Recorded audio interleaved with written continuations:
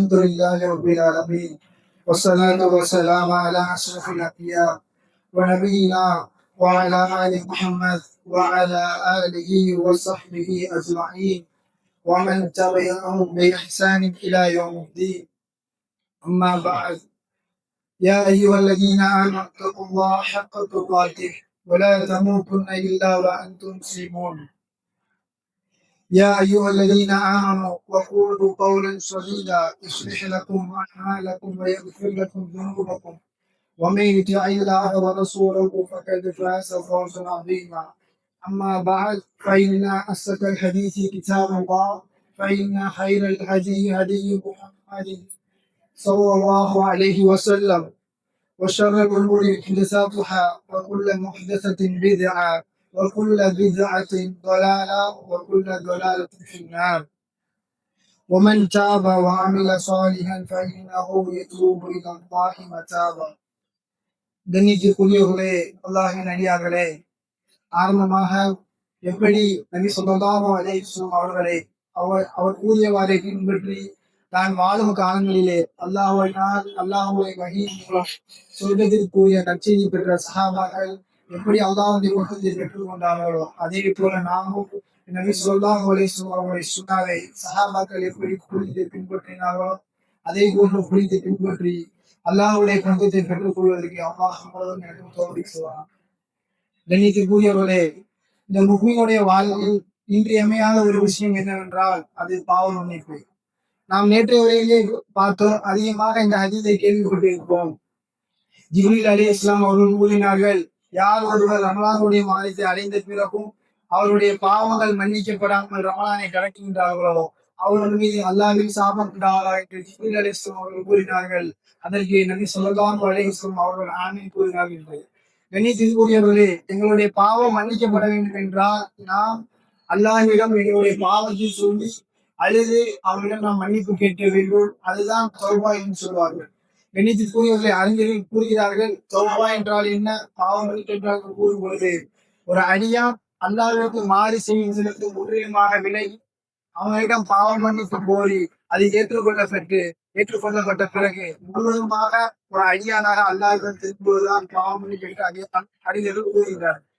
மேலும் கண்ணியத்தில் கூறியவர்களை நபி ஸல்லல்லாஹு அலைஹி வஸல்லம் இரண்டு கண்ணீர்களை புரியங்களை நரகத்திற்கு கூட ஊற்றுகிறார்கள். அது என்னவென்றால், அல்லாஹ்வின் அச்சத்தால் கண்ணீர் வைத்து அந்த கண்ணீர் துணியை நரகத்திற்கு ஒரு ஊற்றுகிறார்கள். அதுபோல அல்லாஹ்வுடைய பாதையில் ரத்தம் சிந்திய ரத்தத்தை ஒருபொழுதும் நரகத்திற்கு கூறினார்கள். கண்ணியத்தில் கூறியவர்களே, இந்த தௌபா ஏற்றுக்கொள்ளப்படுவதற்கு 3 நிபந்தனைகள் உண்டு. முதலாவது நிபந்தனை என்னவென்றால், நாம் செய்யக்கூடிய பாவத்தை எண்ணி வரித்து மீண்டும் அல்லாஹ்விடம் தௌபா செய்து அந்த பாவத்தின் பக்கம் திரும்பி அந்த பாவத்தை செய்ய மாட்டேன் என்று உறுதி இருக்க வேண்டும். இரண்டாவதாக, நாம் வாழக்கூடிய காலங்களில் அந்த பாவங்களை எண்ணி நாம் வலிந்து கொண்டே இருக்க வேண்டும், அல்லாஹ்விடம் தௌபா செய்து கொண்டே இருக்க வேண்டும். மூன்றாவது நிபந்தனை என்னவென்றால், வரக்கூடிய காலங்களில் எக்காரணத்தை கொண்டும் அந்த பாவத்தின் பக்கம் கூட நாம் நெருங்கிவிடக்கூடாது.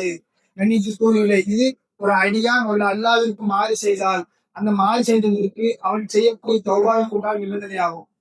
அதே போல ஒரு அடியான் இன்னொரு அடியாருக்கு மாறு செய்து விட்டார், அல்லது அவருடைய பொருட்களில் ஏதாவது ஒன்றை அபகரித்து விட்டார், அவருடைய சொத்துக்களை அபகரித்து விட்டார், அல்லது அவருக்கு ஏதாவது ஒரு தீங்கு நிறுத்தி விட்டார் என்றால் அவர்கள் மன்னிக்கும் வரையில் அல்லாஹ் இந்த பாவத்தை மன்னிக்க மாட்டான். இது ஒரு 4வது நிபந்தனையாக இருக்கின்றது. கண்ணியத்தில் கூறியவர்களே, அல்லாஹ்வின் அடியார்களே, அல்லாஹ் சூரத்துல் நிசாவில் கூறுகின்றான், ஓ ஈமான் கொண்டவர்களே, நீங்கள் உங்களுடைய பாவங்களுக்காக வேண்டி அல்லாஹ்விடம் பாவ மன்னிப்பு தேடுங்கள், நிச்சயமாக நீங்கள் வெற்றி பெறுவீர்கள் என்று நாம் ஒன்றை விலகிக் கொள்ள வேண்டும். நாம் என்ன நினைத்துக் கொண்டிருக்கின்றோம், நாம் தொழிலால் வெற்றி பெற்று விடுவோம், நோன்பு நோற்றால் வெற்றி பெற்று விடுவோம், அல்லது நாம் இந்த இபாதத்துகளை செய்தால் என்னுடைய வாழ்வில் வெற்றி வந்து விடுவோம். இன்னும் நாம் சொல்ல போனால் நம்முடைய சமூகங்களில் எல்லா பக்கங்களில் இருக்கும் சோதனைகளும் தோல்விகளும் கஷ்டங்களும் வந்து கொண்டிருக்கின்றது. ஒரு தனிநபருடைய வாழ்க்கையை எடுத்துக்கொண்டவர்கள் ஆனாலும் வியாபாரத்தில் நஷ்டங்கள், தொழில் நஷ்டங்கள், குடும்ப விரிசல்கள், குடும்ப பிரிவுகள், யாராவது குடும்பத்தில் உள்ள உறவுகளுடைய இழப்புகள் அல்லது நண்பருடைய இழப்புகள் என்ற ஏதாவது ஒரு சோதனை வந்து கொண்டே இருக்கின்றது. அவர் என்ன நல்ல முறையில் செய்தாலும் அவர்கள் வெற்றி வரமாட்டேங்கிறது என்று அவர் எண்ணிக்கொண்டிருக்கின்றார். கண்ணியத்திற்குரியவர்களே, அல்லாஹ் என்ன கூறுகின்றான், பாவம் மன்னிப்பு கேட்டால் வெற்றி பெறுகின்றது. உலமாக்களும் அதைத்தான் சொல்வார்கள். உங்கள் வாழ்வில் வரக்கத்து வேண்டுமா, மழை வேண்டுமா, உங்கள் வாழ்வில் ஒரு அபிவிருத்தி வேண்டுமா, குழந்தை வேண்டுமா, இது போன்ற எல்லா நல்ல காரியங்களுக்கும் உங்களுடைய வாழ்வில் வர வேண்டும் என்றால் நீங்கள் அல்லாஹ்விடம் பாவ மன்னிப்பு தேட வேண்டும். சுப்ஹானல்லாஹ். இந்த பாவ மன்னிப்பை பொறுத்தமட்டிலும் என் வாழ்வில் நடக்கக்கூடிய எல்லா நலவுகளுக்கும் இது ஒரு அடிப்படையாக இருக்கின்றது. மேலும் கண்ணியத்திற்குரியவர்களே, அல்லாஹ் குர்ஆனில் கூறுகின்றான், யா அய்யுஹல்லதீன ஆமனூ யா அய்யுஹல்லதீன ஆமனூ தூபூ இலல்லாஹி தௌபத்தன் நஸூஹா. ஓ ஈமான் கொண்டவர்களே, கலப்படமற்ற நெஞ்சத்தோடு உண்மையான உள்ளத்தோடு நீங்கள் அல்லாஹ்விடம் பாவ மன்னிப்பு தேடுங்கள். உங்கள் பாவத்திற்கு பரிகாரமாக அவன் உங்களுக்கு சொர்க்கத்தை தயாரித்து வைத்திருக்கிறான் என்று அல்லாஹ் கூறுகிறான். சுப்ஹானல்லாஹ். இந்த இடத்துல பாருங்க, அல்லாஹ் என்ன சொல்றான்? உங்க பாவங்களை மட்டும் மன்னிக்கிறேன் என்று சொல்றது அல்லாஹ். இந்த இடத்துல ஒரு ஒரு ஒருவர் ஒரு பயணி பாலைவனத்தில் ஒட்டகத்தில் தனக்கு தேவையான எல்லா உணவுகளையும் பானங்களையும் எடுத்துக்கொண்டு பயணத்தை மேற்கொள்கின்றார். தனது ஒரு பயணத்தினால் ஏற்பட்ட களைப்பின் காரணமாக ஒரு மரத்தின் அடியில் அமர்ந்து ஓய்வெடுக்கின்றார். கண் விழித்து பார்க்கின்றார். அந்த ஒட்டகம் அதை காணவில்லை. எங்கு சென்றதற்கு தெரியவில்லை. அந்த பாலைவனம் முழுவதும் அவர் சுற்றி திரும்பி வருகின்றார்கள். இந்த ஒட்டகம் அவருக்கு கிடைக்கவில்லை. அந்த களைப்பினால் மீண்டும் அதே மரத்தடியில் வந்து அமர்ந்து கொள்கின்றார்கள். கண் விழித்து பார்க்கும் பொழுது அந்த ஒட்டகம் அவர் கண் முன்னால் நிற்கின்றது. எந்த அளவு உணவோடு சென்றதோ, எந்த அளவு பானத்தோடு சென்றதோ, எந்த பொருட்களோடு சென்றதோ, அதே ஒட்டகம் அப்படி நிற்கின்றது. தனது மகிழ்ச்சியின் உச்சகட்டத்தை அடைந்த அவர், தன் மகிழ்ச்சி மற்றற்ற மகிழ்ச்சி அடைந்த அவர், மகிழ்ச்சியின் பூர்வீப்பை அடைந்த அவர், அந்த எழுதி தின்ற அந்த ஒட்டகத்துடைய கடிவாளத்தை கொண்டு சொல்கின்றார். ஆனா எப்படி அன்சா அப்தி என்று கூறுகிறார். நான் தான் இறைவன், நீ தான் அடிமை என்று அல்லாஹ் பார்த்து கூறுகிறார். கண்ணியத்திற்குரியவர்களே, சற்று யோசித்து பாருங்கள், எவ்வளவு மகிழ்ச்சி உச்சத்தில் இருந்திருப்பார் என்று. அல்லாஹ் அவரை மன்னித்து விட்டான். நபி ஸல்லல்லாஹு அலைஹி வஸல்லம் கூறுகிறார்கள், எப்படி இவர்கள் மகிழ்ச்சி அடைந்தாரோ அதே போல, இல்ல அதை விட பல மடங்கு அதிகமாக ஒரு அடியான் தன்னை நோக்கி திரும்பும் பொழுது, அவர் பாவத்தை எண்ணி வருகும் பொழுது, அல்லாஹ்வின் பக்கம் திரும்பும் பொழுது அல்லாஹ் மற்றற்ற மகிழ்ச்சி அடைந்தார் என்று அல்லாஹ்வின் சொல்லாக கூறுவார் என்றார். கண்ணியத்திற்குரியவர்களே, இந்த உலகத்தில் உள்ளவர்கள் மட்டும்தான் எம்முடைய முயற்சியை எதிர்பார்ப்பார்கள். ஆனால் அல்லாஹ் மக்கள் என்னுடைய இனியை எதிர்பார்க்க முடிவார்கள். நாம் ஒரு நிறுவனத்தில் பணிபுரிகின்றோம் அல்லது ஒரு முறையில் இதே ஒரு விஷயத்தை ஒரு முறையை நடத்தி கொண்டு வருகிறோம் என்றால், நாம் ஒரு தவறு செய்துவிட்டோம் என்றால், எங்களுடைய கஷ்டங்களாக இருக்கலாம் அல்லது எங்களுடைய முதலாளிகளாக இருக்கலாம், ஏதாவது ஒரு தவறு எங்களை அறியாமல் நாம் செய்திருப்போம். அதற்காக வேண்டி அவர்கள் மன்னிப்பு கேட்டாலும் கூட அவருடைய பேரளவு மன்னித்தாலும் அவருடைய உள்ளத்தில் அந்த அந்த வலு நீங்காமல் அப்படியே தான் இருக்கும். நாம் என்ன செய்தாலும். ஆனால் அந்த ரப்புல் ஆலமீன் அர்-ரஹ்மான் அர்-ரஹீம், அவன் கருணையாளர். கண்ணியத்திற்குரியவர்களே, அவன் என்னுடைய பாவங்களை மன்னிப்பதற்கு சதா நேரம் தயாராகத்தான் இருக்கின்றான். மேலும் அல்லாஹ்வுடைய ஸல்லல்லாஹு அலைஹி வஸல்லம் கூறினார்கள், யார் இரவில் பாவம் செய்வார்களோ அவர்களுடைய பாவங்களை மன்னிப்பதற்கு அல்லாஹ் பகலில் தன் கரங்களை நீட்டுகின்றார். யார் இரவில் பாவம் செய்வார்களோ அவருடைய பாவங்களை மன்னிப்பதற்கு அல்லாஹ் பகலிலே கருத்தை நீட்டினான் என்றால், நாம் தான் நஷ்டவாளிகள். எங்களுடைய ஒவ்வொரு நாட்டையும் நாம் மீட்டெடுத்துக் கொண்டிருக்கிறோம். நிச்சயமாக நம்முடைய வாழ்வில் நாம் எங்களுடைய பாவங்கள் இந்த வானத்தின் மோடிகளை எட்டினாலும் சரி, எங்களுடைய பாவங்கள் இந்த உலகத்தில் இருக்கக்கூடிய அனைத்து ஜீவராசிகளுக்கும் பரிகரிக்கப்பட்டும் எங்களுடைய பாவம் மீது இருந்தாலும் சரி. ஆனால் ஒன்றை விலகிக் கொள்ளுங்கள், எங்கள் அபினுடைய கருணை என்பது அவர் எல்லாத்தையும் விட வியாபத்திற்கு கண்ணியத்திற்குரியவர்களே.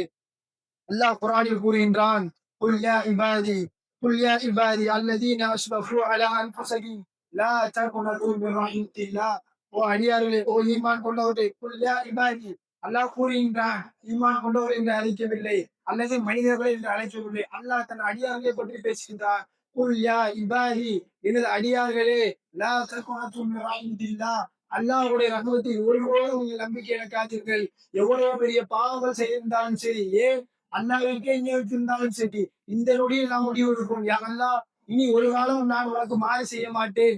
அல்லாஹ் குர்ஆனில் கூறுகிறான் அல்லவா, இன்னல்லாஹ லா யக்ஃபிரு அன் யுஷ்ரிக பிஹி, அல்லாஹ் இணை வைப்பதை ஒருபொழுதும் மன்னிக்க மாட்டான். எப்பொழுது எந்த ஒரு அடியானுக்கு தனது உயிர் தொண்டைக்குள்ளே வந்து அடைகின்றதோ அப்பொழுது அவன் எவ்வளவு தௌபா செய்தாலும் அவனுக்கு பாவ மன்னிப்பு ஏற்படாது. அல்லது ஒரு கியாமத் நாள் நெருங்கையில் எப்பொழுது சூரியன் மேற்கிலிருந்து ஒதுக்கின்றதோ அப்பொழுது முழு சமூகத்திற்கும் தௌபாவுடைய கதவு அடைக்கப்பட்டுவிடும். இன்னும் இன்னும் ஒன்று கெட்டுப் போகவில்லை. நாட்கள் இருக்கின்றது, நாட்கள் இருக்கின்றது. கண்ணியத்திற்கு நாம் சமீபமாக அசுத்தமாக பார்க்கின்றோம். நன்றாக பேசிக் கொண்டிருந்த சகோதரர்களுடைய குரல் இல்லை. நேற்று அவர்களை பற்றி கேள்விப்பட்டிருப்போம், இன்று அவருடைய குரல் இல்லை. எமக்கு நாளை நாம் ரமலானை அடைவோமா என்று தெரிகின்ற கணித்துக் இன்று இந்த பள்ளியை விட்டு நாம் செல்வதற்கு முன்னால் நாம் இந்த பாவத்தை என் ரப்பிடம் நாம் வருகிறோம் என்றால், இன்ஷா அல்லாஹ் இன்றே அல்லாஹ் நாடினார் அவன் ரஹ்மத்தில் நம்பிக்கை இழக்காதீர்கள். அவன் என்னுடைய பாவத்தை மன்னிப்பதற்கு தயாராக இருக்கும். கணித்திருக்கிறவர்களே, சற்று யோசித்து பாருங்கள். பனி இஸ்ராவேலர்கள் நபி ஸல்லல்லாஹு அலைஹி வஸல்லம் கூறினார்கள், முன்னொரு காலத்தில் பனு இஸ்ராவேல் ஒரு மனிதர் இருந்தார். பனு இஸ்ராயேல் ஒரு மனிதர் இருந்தார். 99 கொலை செய்து விட்டார். அவர் திரும்பி வாழ வேண்டும் என்று நினைக்கின்றார். உடனே ஒரு ஒரு அடியார், ஒரு ஆட்டசாலியிடம் சென்று கேட்கின்றார். நான் இந்த மாதிரி 99 கொலை செஞ்சுட்டேன். எனக்கு பாவம் பண்றேன்னு கேட்கிறார். உடனே அவர் சொல்றாரு, உடனேலாம் எப்படி அல்லாஹ் மன்னிப்பான்னு கேட்கிறார். கண்ணியத்தை சூழ்நிலை இதான் நான் சொன்னேன். கல்வியை எந்த அளவுக்கு இந்த நாட்களில் முக்கியம் என்று அவர் அப்படி சொன்னதுனால விரக்தி அடைத்து அவரை கொண்டு 99 இருந்த எண்ணிக்கையை கூட மாத்திட்டார். மறுபடியும் அவர் மனம் திருந்தி பாலமும் நினைக்கிறாரு. ஒரு ஆயுதத்தை போறாரு. ஒரு மார்க்கெட்டை கட்டுறவர்கிட்ட நான் இது மாதிரி 100 கொலை பண்ணிட்டேன். நான் திருந்தி வாழணும்னு நினைக்கிறேன். எனக்கு ஒரு வழி சொல்லுன்னு அவர் சொல்றாரு. நிச்சயமாக அல்லாஹ் உங்களை மன்னிப்பான். நீங்க என்ன செய்யுங்க, நல்லவர்கள் வாழக்கூடியவர்கள் அங்க இருக்குது. அங்க நல்லவர்கள் இருக்காங்க. அவங்களோட போய் சேர்த்துன்னு சொல்றாங்க. உடனே இவங்க என்ன செய்யறாரு, நல்லவர்கள் வாழக்கூடியவர்களுக்கு செல்வர்களுக்கு பயணத்தை மேற்கொள்றாரு. போற வழியிலே ஒரு மரணம் ஏற்பட்டிருது. உடனே நல்ல உயிரை கைப்பற்றக்கூடிய மலக்களும் வந்திருக்காங்க. கெட்ட உயிரை கைப்பற்றக்கூடிய மலக்களும் வந்திருக்காங்க. கெட்ட உயிரை கைப்பற்றக்கூடிய மலக்கள் சொல்றாங்க, என் கூட கூட பண்ணியிருக்கான், இவரே நான் தான் கைப்பற்றணும்னு. இல்ல நல்ல உயிரை கைப்பற்றக்கூடிய மலக்கள் வந்து சொல்றாங்க, இல்ல இவன் அல்லாத பாவம் மன்னிப்பு தேடி அல்லாவுக்காகவே அந்த உலக விட்டு வெளியே வந்துட்டா, இவங்க நாங்க தான் கைக்கு எதுன்னு சொல்றாங்க. உடனே அல்லாஹ் ஒரு வானவரை இறக்குறான் நடுவராக. அவர் சொல்றாங்க, இந்த ஜனாசா எந்த ஊருக்கு அருகில் இருக்கின்றதோ நல்லவர் வாழக்கூடிய ஊருக்கு அருகில் இருந்தால் நல்ல மனசு கைப்பற்றுவார்கள், கெட்டவர்கள் வாழக்கூடிய அருகில் இருந்தால் கெட்டவர்கள் கைப்பற்றுவார்கள் என்று. ஆனால் அல்லாஹ்வுடைய நாட்டம் அவர் நல்ல மக்கள் வாழக்கூடிய ஊருக்கு அருகாமையில் மரணித்ததால் அவரை நல்ல மக்கள் கைப்பற்றினார்கள். அவருடைய நல்ல மக்கள் கைப்பற்றினார்கள் என்றால் எண்ணிக்கைக்குரியவர்களே, 100 கொலைகள் செய்ததற்கு அளவிற்காக நாம் பாவம் செய்து விட்டோம். அவரையே அல்லாஹ் மன்னிக்கும் பொழுது ஒவ்வொருடைய தொழுகையில் யா அல்லாஹ் அவனே நாங்கள் வணங்குகின்றோம், கடுமை உதவி தெரிகின்றோம் என்று கூறுகையில் அவனை மட்டுமே வணங்கக்கூடிய நன்மை அல்லாஹ் மன்னிக்க மாட்டானா? கண்ணியத்திற்குரியவர்களே, அவனை தொட்டுமே மன்னிக்கக்கூடிய எமக்கு என்னுடைய வாழ்வில் செல்சுவை எல்லாம் ஏற்படுத்திட மாட்டானா? கண்ணியத்திற்குரிய இறுதியாக நாம் எல்லாம் அதிகமாக கேள்விப்பட்ட ஒரு ஹதீஸ் தான், ஏன் சகாபாக்களை அல்லாஹ் அவ்வளவு புரிந்து கொண்டான், ஏன் ரசூல் அவர்களுக்காக வேண்டி அவ்வளவு பேசுவோம் கொண்டான், ஒரு செய்தி அதுக்கு பொருள்வாக குறைவாக என்று நினைக்கின்றேன். மாலிக் ரலியல்லாஹு அன்ஹு அவர் ஒரு இளம் வயது சஹாபி. அவர் பத்ர் போர்க்களத்தில் கலந்திருக்கிறார், உஹது போர்க்களத்தில் கலந்திருக்கிறார், கந்தகிலும் கலந்திருக்கிறார்கள். இவர் என்ன செய்யறாங்க, மதீனாவுடைய காலத்தை வாழும் பொழுது ஒரு இன்னொரு யுத்தத்துக்கு ரசூல் ஸல்லல்லாஹு அலைஹி வஸல்லம் தலைமையில ஒரு படை கிளம்புது. அப்போது என்ன பண்றாங்க, சுஹைப் ரலியல்லாஹு அன்ஹு நினைக்கிறாங்க, ரசூலுல்லாஹ் முன்னால போகட்டும், நாம வேகமா போற குதிரையை வச்சிருக்கோம், ரசூலுல்லாஹ் போனா நம்ம அவரை போய் அணிஞ்சிடலாம், படையை போய் அணிஞ்சுதான் நினைச்சிட்டு சோம்பல் அல்லது கொடுத்ததன் காரணமாக இருந்துட்டாங்க. அதே மாதிரி 2 மூத்த வயதான சகாபி அதே இடத்துல இருந்துடுறாங்க. இப்படி ரசூலுல்லாஹ் போய் ஒரு நாள் ஆகுது, நாளைக்கு போகலாம்னு நினைக்கிறாங்க, 2 நாள் ஆகுது, 3 நாள் ஆகுது. போன படை என்னாச்சு, திரும்ப ஊர் பக்கம் வந்துட்டு, ஊர் பக்கம் வந்தவனை நினைக்கிறாரு அவ்வளவுதான், படை வந்துட்டு மிகவும் கவலைக்கு ஆளாகிறாங்க. உடனே ரசூலுல்லாஹ் இவர்கள் ஆட்கள் நினைக்கிறாங்க, ரசூலுல்லாஹ் இவர் அழைக்கிறாங்க. உடனே நபி ஸல்லல்லாஹு அலைஹி வஸல்லம் போறாங்க கவலையோட. நபி ஸல்லல்லாஹு அலைஹி வஸல்லம் போர்வோடு கலந்து ஒரு பொன்னையோடு அவரை கூப்பிடுறாங்க, சுகைபே இங்கு வாருங்க, இதற்காக இவ்வாறு செய்தேன் என்று கேட்கும்போது சுகைப் ரலியல்லாஹு அன்ஹு சுப்ஹானல்லாஹ் கண்ணியத்திற்குரியவர்களே, நான் இந்த பழக்கத்தை எங்கே கொண்டு வர வேண்டும், நபி ஸல்லல்லாஹு அலைஹி வஸல்லம் அமர்ந்தவர்கள் வருகின்றார்கள், ஏன் வரவில்லை என்று கேட்ட பிறகு, யா ரசூலல்லாஹ், இந்த இடத்தில் உங்களுக்கு பகரமாக வேறொரு மனிதர் இருந்திருந்தால், நபிக்கு பதிலாக இந்த இடத்தில் ஒரு மனிதர் இருந்திருந்தால் நான் ஒரு பொய் சொல்லி இருப்பேன். அந்த பொய்யை சமாளிப்ப அளவுக்கு என்னிடம் அல்லாஹ் எனக்கு திறமை தந்திருக்கிறார்.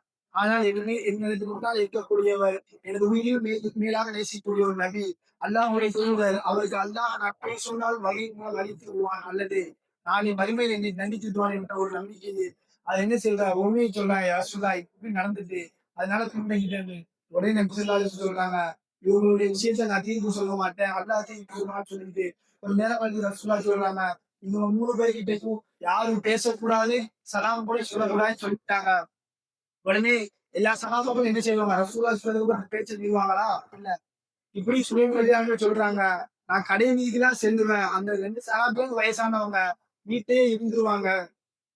அவங்க அழுத எந்த அளவுக்கு அந்த 2 சகாபாக்கள் வயசானாலும் இந்த வாழ்நாள்ல அவங்க அழுது என்ன செஞ்சுட்டாங்க, தங்களை அழிச்சு சொல்ற அளவுக்கு அழுது அவங்க வாழ்க்கையை அப்படியே வீட்டுல இருந்து கழிச்சாங்க. ஆனா சுயமரியாதை பள்ளிக்கு போவாங்க, தொழுகைக்கு சலாம் சொல்லுவாங்க, யாரும் பார்ப்பாங்க, பேச மாட்டாங்க, கடை வீதிக்கு செல்லுவாங்க. சலான் சொல்லுவாங்க, யாரும் பார்க்க மாட்டாங்க. இந்த அளவுக்கு நான் கொஞ்ச நாள் கழிச்சு தன் ரொம்ப நேசத்துக்குரிய சகோதரன், சொந்த சாட்சாவை மகனை பார்ப்பதற்காக வேண்டி வீட்டின் சுவரை எடுத்து கொடுத்து போய் சலான் சொல்லுவாங்க அவன்கிட்ட. வீட்டுக்கு வந்த தன் சகோதரன் கூட பார்த்து சலான் சொல்ல காரணம் தன் தூதர் சொல்லிவிட்டார் என்று அவருடைய வாழ்க்கையை மீறக்கூடாது என்ற சலாம் மக்கள் உறுதியாக இருந்தார்கள். மிகவும் வட்டுக்குத்து ஆகிவிட்டார்கள். சரியாக 30 நாட்கள் கழித்து ரஸ்ஸான் என்ற ஒரு மன்னர் ஒரு கடிதத்தை அனுப்புகிறார். ஒரு ஆசாமியிடம் கொடுத்து சுகைப் கொடுப்பதற்காக வேண்டி அந்த கடிதத்தில் எழுதியிருக்கின்றது, சுகைபே, உம்முடைய தனத்தை நான் அறிவேன், உம்முடைய அருமையை நான் அறிவேன். நீ உன்னுடைய தலையில் உன்னை புறக்கணிக்கலாம், புறக்கணித்திருக்கலாம். நான் உன்னை புறக்கணிக்க மாட்டேன். நீ என்னோடு வா, உன்னுடைய நான் எனது அரசவையில் அமரச் செய்கின்றேன், உனக்கு பதவியை கூட்டித் தருகிறேன் என்று சுகைபர் உடனே சொல்கிறார்கள். எனக்கு உங்கள் ஆசமே, என்ன இது சோதனை? ஏற்கனவே ஒரு சோதனையில இருக்கிறேன், இது மறுபடியும் ஒரு சோதனையாண்டு உடனே அந்த கடிதத்தை கிழிச்சு அடுப்புல போட்டுக்கிறாங்க. இது மீண்டும் கவலையாக சரியாக 50 நாள் கழியுது. 50 நாள் கழித்து மறுபடியும் ரசூலுல்லாஹ்வுக்கு ஒரு தீர்ப்பு கொடுக்குறாங்க. அவங்க மனைவியிடம் இருந்து அவங்க விலகி இருக்குன்னு சொல்லி உடனே சுலைமான் ரசூலுல்லாஹ்ட்ட போறாங்க. என்ன கேட்டிருப்பாங்க, யா ரசூலுல்லாஹ், ஏற்கனவே தண்டனை போதாதா? அந்த தண்டனையில நாங்க ரொம்ப வாடிக்கிட்டு இன்னும் எங்களுக்கு தண்டனை அதிகரிக்கிறான்னு கேட்பாங்களா? இல்ல, அவங்க சஹாபிகள் நபியின் பட்டங்கள் வார்த்தெடுக்கப்பட்டவர்கள் ரலியல்லாஹு அன்ஹும் அவர் அல்லாஹ்வால் பொழுது கொள்ளப்பட்ட ஒரு பெண்ணுக்கு யார் சொல்லலாம். பிரிந்திருக்க வேண்டும் என்றால் என்ன? என் நபிக்கு எனது மனைவிக்கு நான் தலாக கொடுக்கிறார்கள் கேட்கிறார்கள். இல்லை, அவர்களிடம் நீங்க பிரிந்திருந்தால் போதும் சொல்லிட்டார்கள். உடனே சுவை வந்து அவங்க தன் மனைவி அவங்களுடைய தாயார் வீட்டுக்கு அனுப்பிட்டாங்க. மிச்சம் இருந்த மூத்த சகாக்கள் என்ன செய்யறாங்க, அவங்களுடைய மனைவிமார்கள் வராங்க. யாரும் சொல்லலாம், எங்களுடைய கணவன்மார்களுக்கு உதவி செய்வது யாரும் இல்ல, உணவு கொடுப்பது கூட யாரும் இல்ல, நாங்க மட்டும் தான் இருக்கோம், அதனால நாங்க உணவு கொடுக்கலாமான்னு கேட்கறாங்க. சரி, உணவு எப்படி கொடுக்கணும், அவங்க தேவையில்லைன்னு கேட்டீங்க. ஆனா அவங்க பக்கம் இருந்தாங்கன்னு சொல்லிட்டாங்க. கணேசத்துக்கு விவாதமாக சில நாட்கள் கழியுது. சில நாட்கள் கழித்தவுடன் சுகேன் பகுதி அவங்க மதியோடைய தோன்றியை முடித்த பிறகு தனது வீட்டின் கூரையின் மேல் அமர்ந்து கவலையோடு அமர்ந்திருக்கிறார்கள். ஒரு சகாயத்தை அழைத்துக் கொண்டு வருகின்றார். யார் சுகே, யார் சுகே, உனக்கு நற்செய்தி உண்டாகக்கூடும், உனக்கு நற்செய்தி உண்டாகக்கூடும். அல்லாஹ் நம்மை மன்னித்து மீது வசனத்தை இறக்கிவிட்டார். அல்லாஹ் உங்களுக்கு ஸல்லல்லாஹு அலைஹி வஸல்லம் உங்களிடம் பேசுவதற்காக அழைத்ததுக்காக என்று கூப்பிட்டவுடன் அவருடைய சந்தோஷத்தின் மகிழ்ச்சி உச்சத்தை அடைந்த அந்த சஹாபி, இத்தனை நாட்களின் தூதரின் முகத்தை பார்க்காமல் ஏங்கி இருந்த ஒரு நபர், இத்தனை நாட்களின் தூதரிடம் பேசாமல் ஏங்கி இருந்த ஒரு நபர், இத்தனை நாட்கள் தன் தூதரின் சிரிப்பை பார்க்காமல் ஏங்கி இருந்த ஒரு சஹாபி தன் இயக்கத்தை தீர்ப்பதற்காக தன் தூதரை நோக்கி எழுந்து கொண்டு சென்று கொண்டிருக்கும் பொழுது தூதர் மலர்ந்த முகத்துடன் சுகைப் அழைக்கின்றார்கள். யா சுகைப், உனது மீது அல்லாஹ் உனது கையில் வகி இறக்கி விட்டான் என்று கூறுகிறார்கள். கண்ணியத்தில் கூறியவர்களே, ஒரு உண்மையை உரைக்க சொன்னதற்காக வேண்டி இந்த உலகத்தில் நான் எவ்வளவு தண்டனை பெற்றாலும் பரவாயில்லை, ஆனால் நாளைய தப்பு இடத்தில் நான் ஒரு குற்றவாளியாக நின்று விடக்கூடாது. இந்த உலகத்தில் என்னை யார் இழிவாக நினைத்தாலும் பரவாயில்லை, என் தூதரிடம் நான் பொய் வைத்து விடக்கூடாது என்ற உறுதியாக இருந்தார்கள் அந்த சகாபாக்கள் மக்கள். அல்லாஹ் அவர்களை மன்னித்து வகியை இறக்கிறார். அந்த மூவரையும் நாம் மன்னித்து விட்டோம் என்று கண்ணியத்திற்குரியவர்களே, ஒரு உண்மைக்கு கிடைத்த இந்த கூலியை கண்ணியத்திற்குரிய அவருடைய பாவத்தை மன்னித்து விட்டார் என்றால் ஒரு சோழி கலந்து கொள்ளாமல் புறமுது காட்டுவது ஒரு குணாகத்துடைய தன்மை அளவுக்கு ஒரு கொடிய பாவம் சொல்லியிருந்தாலும் அந்த உண்மையை ஒழித்ததற்காக வேண்டி, அந்த பாவத்துக்கு வருவதற்காக வேண்டி அவருடைய பாவங்களை மன்னித்தாக்க அல்லாஹ் என்னுடைய பாவங்களை மன்னிக்க மாட்டான் என்று கண்ணியத்திற்குரியவர்களே, இந்த காலத்தில் நாம் பாவம் செய்கின்றோம். அல்லாஹ்வுடைய ஸல்லல்லாஹு கூறினார்கள், ஆதமுடைய மகன்கள் அனைவரும் பாவம் செய்யக்கூடியவர்கள், அவர்கள் சேர்ந்தவர்கள் யார் தௌபா செய்வார்களோ அவர்கள்தான் என்று கூறிவிட்டு நாம் பாவம் செய்திருந்தாலும் நாம் பாவம் செய்யக்கூடிய அல்லாஹ் குர்ஆனில் கூறுகின்றான், நபியே, என்னுடைய அடியார்கள் என்னை பற்றி உங்கள் கேட்கிறார்கள், அவர்கள் கூறுங்கள், கரீப், நான் அவர்களுக்கு சமீபமாக இருக்கின்றேன், அவருடைய அழைப்புக்கு நான் பதில் கொடுக்கிறேன் என்று கண்ணியத்தில் கூறுவர்களே, ஒவ்வொரு நாள் இரவிலும் இரவின் இரவில் ஒவ்வொரு நாள் இரவிலும் இரவின் கடைசி பகுதியில் முதல் வானத்தில் இறங்குவது என்னிடம் கேட்பவர்கள் யாராவது இருக்கிறார்களா? அவரை நான் வெறுங்கையில் அனுப்புவதால் வெட்கப்படுகிறேன் என்னுடைய எங்கள் படைத்து எங்கள் ரொம்ப சொல்லும் பொழுது நாம் தான் பெண் தைகிட்ட எங்கள் ரப்பிடம் மன்னிப்பை கேட்பதை கணித்து கூறுவர்களே, இன்னும் கெட்டுப் போவர்களே, இன்னும் நாட்கள் இருக்கின்றது, நேரங்கள் இருக்கின்றது, இன்றைக்கு நாங்கள் பிறகு நினைத்திருப்போம், யாரெல்லாம் நாங்கள் பாவம் செய்திருக்கலாம், ஆனால் எங்களை மன்னிப்பதற்கு நீ ஒருவன் இருக்கிறாய் என்று நாங்கள் நம்பிக்கையோடு வந்திருக்கின்றோம்.